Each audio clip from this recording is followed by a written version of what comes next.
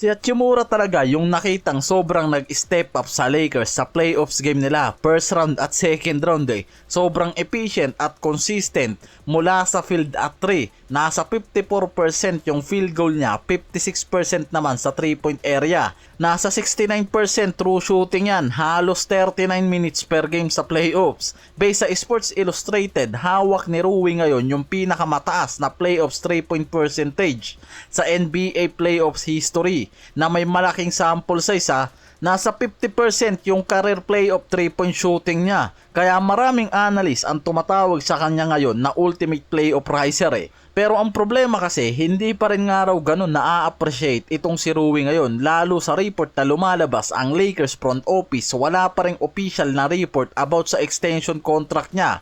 Mas nauna pang lumabas yung possible supermax deal ni Reeves at pagiging untouchable nito dahil na rin sa sinabi ni Luka. Kahit naging inefficient yan sa playoff series nila, hindi ako nagsabi niya na base lang yan sa mga report.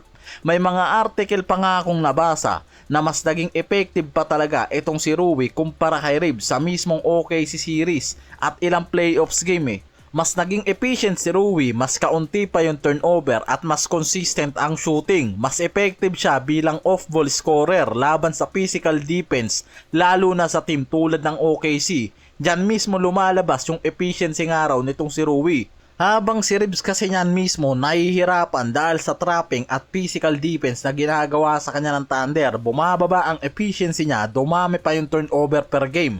Kaya bumagsak yung efficiency niyan Hirap gumawa ng separation laban sa elite perimeter defender, yan mismo yung nakikita kay Reeves. Samantalang si Rui nga raw kasi, hindi naman kailangan ng maraming dribble, mabilis mag-finish yan at elite catch and shoot option.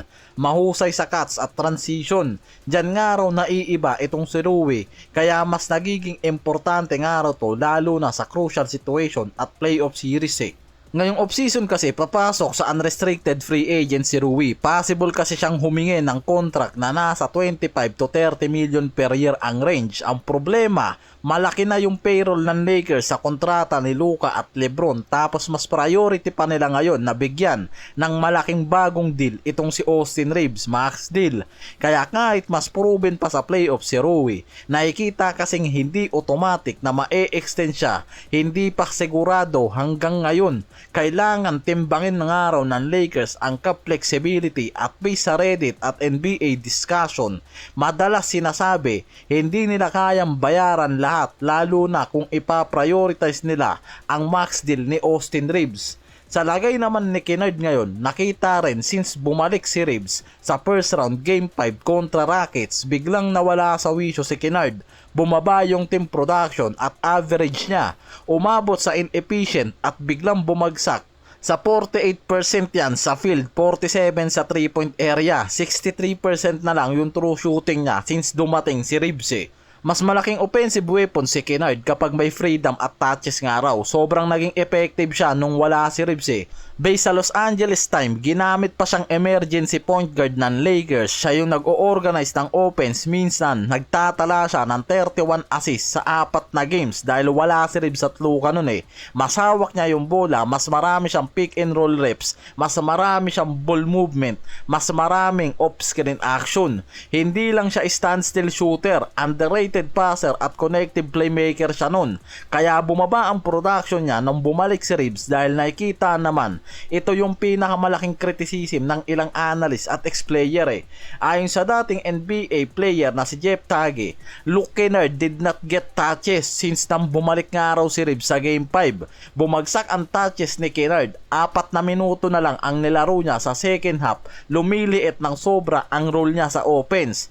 Based sa mga report niyan, bumagsak kasi ang Lakers sa 3-point percentage mula sa 38.2% sa early games hanggang 25.9% since bumalik si Reeves sa dulo. Naging stagnant ulit ang offense nila. Diyan din binase na nawawala si Kennard kapag kasama si Reeves o bumalik si Reeves sa lineup. Based sa analyst at fan discussion, may ilang reason talaga na nakikita. Ball dominant ang role ni Reeves. Kapag bumalik si Reeves, siya ulit yung primary ball handler. Mas maraming isolation at pick and roll. Bumabagal minsan ang ball movement. Si Kennard bumabalik sa corner spacing, rollman. Kaunti yung touches at kaunting shot attempts yung nangyayari. Kaya hindi nagiging effective yan at nakikitang nasasayang rin yung ibang talent sa Lakers dahil sobrang dependent yung mga to, lalo na kay Reeves o Luka. Hindi napa-priority ang ibang talent sa roster nila eh. Si Rui kayang magbigay ng 18 to 20 points per game. Kaya nga raw maging secondary scorer to eh. Si Kennard kayang maging combo playmaker, shooter. Pero sa Lakers system, kasama si Luka, LeBron at Reeves, nagiging low touch role player sila. Limitado ang creation opportunities. Nakadepende lang sila sa kickouts at spacing eh. Kaya lumalabas ang narrative na masyadong maraming ball dominant guards kaya hindi fully nagagamit ang offensive skill set ni Rui at Kennard. Kaya may mga analyst na nakikita na kailangan nga raw talagang magdesisyon ang Lakers sa magiging movement nila kung gusto pa rin ng mga tumabuo ang big three nila sa offseason. Effective pero nagiging dependent lang sa tatlong to ang sistema nila. Sa podcast nga ni Lonzo Ball, naging topic pa nito yung possible max deal ni Reeves sa Lakers na hindi nga raw deserve ni Reeves yan eh. At kung siya nga raw ang tatanungin, hindi nga raw niya yan papayagan na ibigay kay Reeves at sapat na nga raw ang 150 million na extension contract. Mas pabor pa nga raw itong si Lonzo na makipag-trade ang Lakers sa Denver para kay Peyton Watson. Parang masyadong minamaliit nito si Reeves dahil nga raw sa kakulangan nito sa depensa at yan yung nakikita niyang problema kay Reeves.